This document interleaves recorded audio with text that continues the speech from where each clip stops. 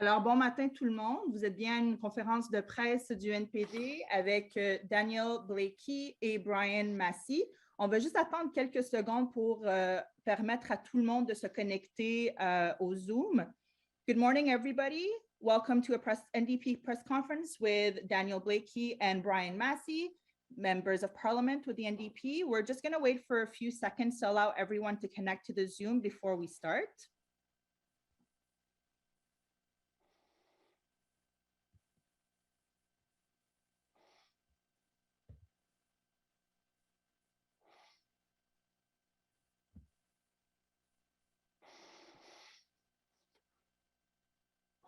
All right, Daniel, you can go right ahead. OK, bonjour tout le monde. Merci d'être ici avec nous. Nous sommes ici aujourd'hui pour parler un peu des circonstances économiques très difficiles auxquelles les Canadiens et Canadiennes font face en ce moment. Puis nous croyons qu'il y a un rôle pour le gouvernement fédéral à jouer en donnant plus d'appui financier aux Canadiens et Canadiennes dans ces temps difficiles en face des prix qui continue à augmenter. Il inclut le prix de gaz. Et au même temps que les Canadiens et Canadiennes individuels se sentent moins capables de couvrir leurs coûts et ont plus d'anxiété par rapport au futur, nous notons qu'il y a beaucoup de compagnies, de grandes compagnies, qui font beaucoup plus de profits qu'ils ont fait avant la pandémie. Et nous pensons que c'est raisonnable d'avoir un impôt sur ces profits excessifs pour aider au gouvernement à couvrir les coûts d'aide financière aux Canadiens et Canadiennes dans ces temps difficiles. Ces argents pourraient être distribués par des programmes qui existent déjà, comme le SRJ pour les aînés, par l'allocation canadienne pour les enfants et par les rabais sur le TPS. So thank you very much for joining us today. We're here to talk about the very difficult economic circumstances that Canadians are facing. And we know from all sorts of sources, whether it's anecdotally or from a lot of the public domain polling that's been going on this question, that more and more Canadians are feeling that they can't keep up with the rising cost of living. And they're more and more worried about putting food on the table and making rent than they have been in a very long time. And New Democrats believe that there is a role for government in this time to try and make things a little bit easier for Canadians and help them manage some of these difficult price increases. Of course, the price of gas is one of those things that's on people's mind and that is causing them some major pain in their pocketbook. And my colleague Brian Masse from Windsor West is going to have a little bit more to say about that in a moment. But one of the things we think government can be doing in the cases of these large companies that are making substantially more profit than they did before the pandemic is to implement an excess profit tax so that some of that additional money can be captured by government in order to redistribute to Canadians that are finding it harder and harder to make ends meet. We have a number of programs through which that redistribution can happen. So we have the guaranteed income supplement, for instance, for seniors. We have the Canada Child Benefit for young Canadian families, and we have the GST rebate, which is a long-standing program that helps low-income Canadians recover some of their costs that they pay through the GST.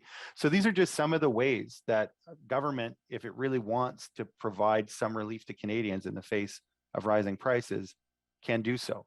And it's not just how they can get the money to people, but it's also an idea about where the money can come from, something that I think is very important in these challenging times. So be happy to elaborate on that more in the question and answer period. But for now, I'll pass it over to Brian to talk a little bit more about the gas price issue.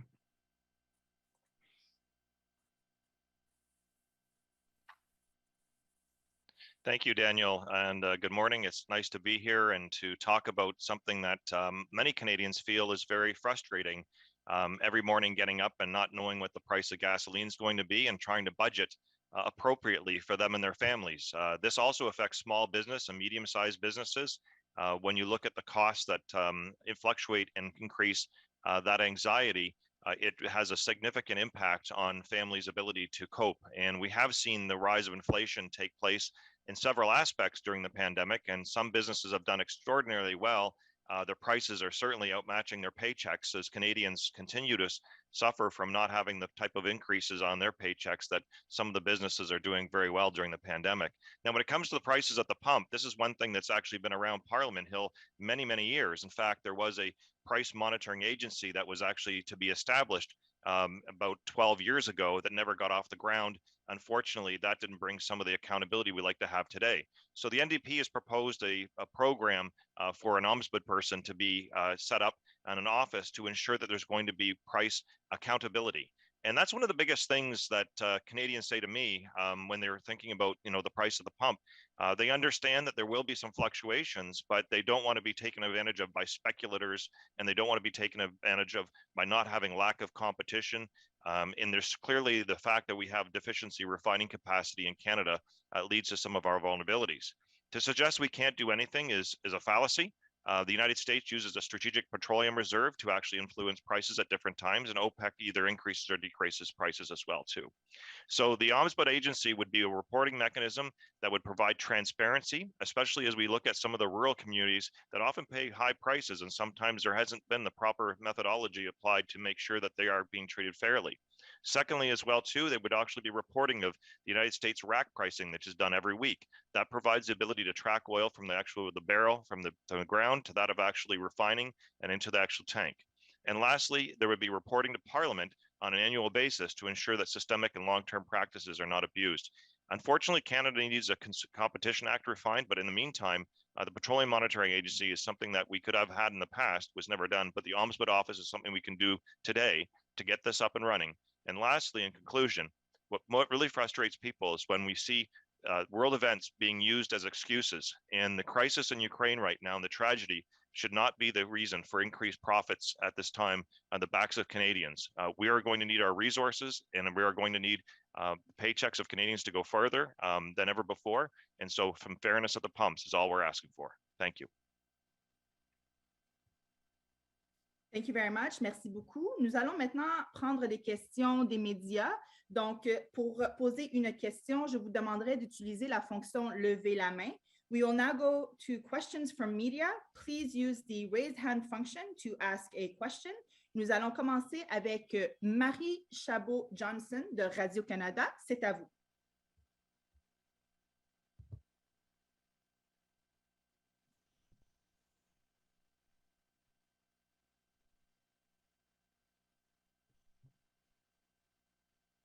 Vous pouvez y aller.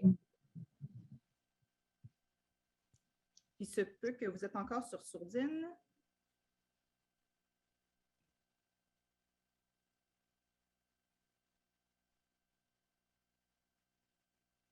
On ne vous entend pas? Ah, mon Dieu. Voilà. On vous entend maintenant. Merci. Ben, ma question est plus par rapport à la mesure que vous voulez mettre sur les profits sur les pétrolières.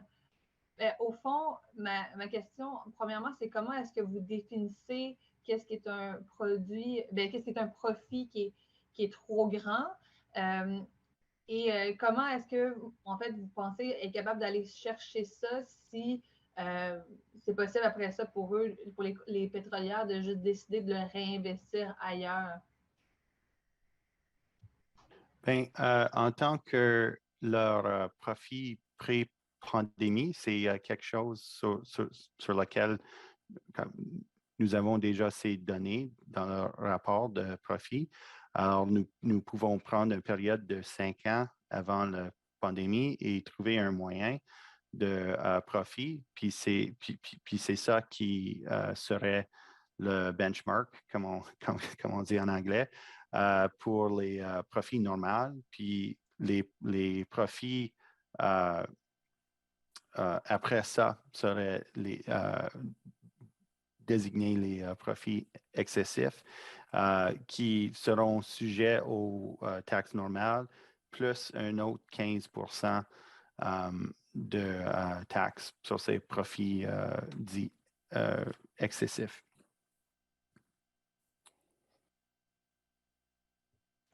Et en fait, qu'est-ce que vous proposez là, concrètement? Vous voulez faire une motion, un projet de loi ou est-ce que c'est une promesse pour une future campagne?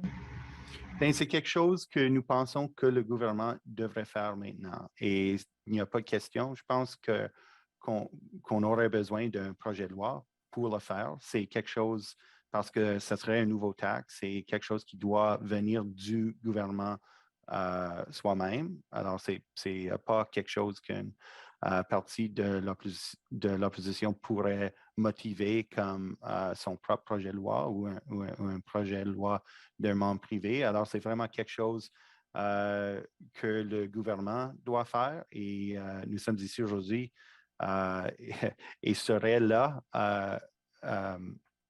pendant les semaines à venir pour faire appel au gouvernement de présenter un projet de loi qui ferait en sorte que nous avons une taxe temporaire sur les compagnies qui reçoivent des profits excessifs à cause soit du pandémie ou à cause d'autres facteurs durant la pandémie, comme la crise en Ukraine. Nous voyons maintenant les compagnies de gaz ont déjà fait beaucoup de profits pendant la pandémie. Et maintenant, avec une crise en Ukraine, ils sont dans une position pour faire même plus de profits. Et c'est les Canadiens et les Canadiennes qui doivent payer pour ces profits. Alors, nous pensons que c'est raisonnable qu'une portion de ces profits extra serait gardée pour investir dans les Canadiens et Canadiennes qui subit des défis très grands et très réels en tant que leur situation financière. Merci beaucoup. Thank you very much. Next, I have Rob Hindi with AM 800 CKLW. Please go ahead.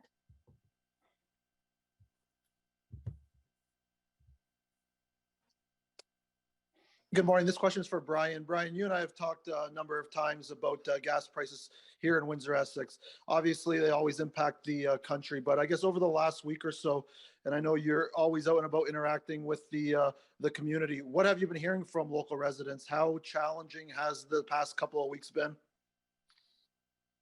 Thank you, Rob. And yeah, it's been real challenging for people. They feel frustrated and they feel, they'll pay their fair share. But they don't feel that they're doing that right now, and they feel that they're being taken advantage of because of the situation in Ukraine. Right now is a very emotional time for many Canadians who are dealing with, in our community, as you know, Rob has a strong Ukrainian contingent as well. And going and getting up in the morning and not knowing what the price of the pump is going to be is very frustrating. And communities like mine and also rural communities where, we are transitioning better in Windsor to public transit and trying to do better work commuting and better places for that. But we're still not there. So we're very vulnerable. So working class Canadians that are already having the squeeze taken on them are finding it very, very difficult. And lastly, Rob, as we both know, the increase in housing has created quite a consternation amongst younger people. And so they're seeing this. It's one of the reasons I focused on trying to get more electric vehicles into the field. Lastly, this weekend, we pushed again for the Prime Minister to live up to his word on incentives to move Canadians to EVs. But in the meantime, people don't have those choices, and they're very concerned, and it's very frustrating, especially given the pandemic and everything else that's taken place with their paychecks. I know in the past when you've talked to our station and other media, you talked about sending letters off to the Prime Minister of the day, whoever it was, in regards to gas prices. What's different this time? What do you think? Are you feeling more optimistic this time around? I am at this point in time, because I think that we've seen previous situations where Katrina or weather-related elements created consternation and frustration amongst people at the pumps, and then we saw some massive profits come in on the back of those things. But now we have a humanitarian issue. So hopefully, I have already tabled legislation. It's motion 20 in the House of Commons for the Ombudsman office to be established, and this at the very least will provide some accountability, transparency, which are very important. Canadians are willing to pay their fair share, but when they're getting gouged and they're being taken advantage of, especially in an environment like now, is just not acceptable. And we have to see our way out of this situation with the pandemic and also with the increased costs related to the supply chain issues that we have. The only way to do that is to be fair. And that's why the pandemic profit tax is important to look at that. And then second of all, bringing in the accountability at the pumps for the long term. But the legislation's there and on the table, and I hope the Liberals and the Conservatives will take us up on it. Thank you. Thank you very much. Merci beaucoup. Alors, je vais faire une dernière demande. Si vous avez une question, veuillez utiliser la fonction lever la main pour poser votre question. Just one last call. If you have a question, to please use the raise hand function to ask your question. I see no more questions. So this concludes our press conference. Ceci met fin à notre conférence de presse. Merci beaucoup. Thank you very much.